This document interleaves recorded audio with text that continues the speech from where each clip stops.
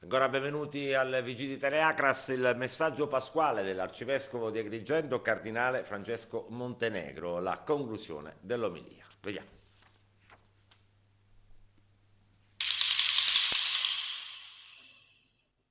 Quanta corruzione nella tua triste vicenda, Signore.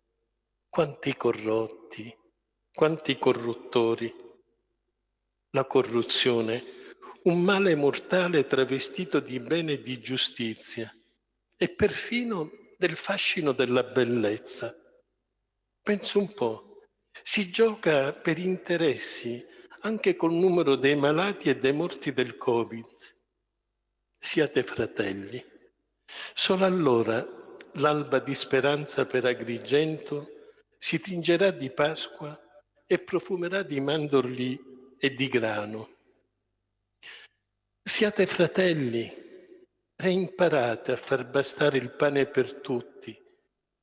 Solo allora la concordia cesserà d'essere il nome di un tempio e diverrà nome del tempo.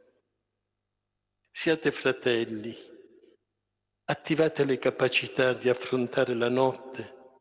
Solo così, ungendo di vita e del futuro che viene dalla Pasqua, Agrigento cesserà di collezionare aggettivi per tornare a essere un nome proprio.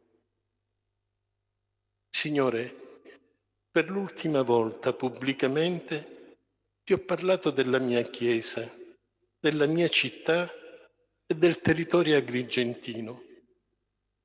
Però sai che continuerò a parlartene, anche da lontano, nella mia preghiera di intercessione e di lode. Non potrò scordare questa mia gente con le sue necessità, gente che mi hai affidato e che ho amato e amo.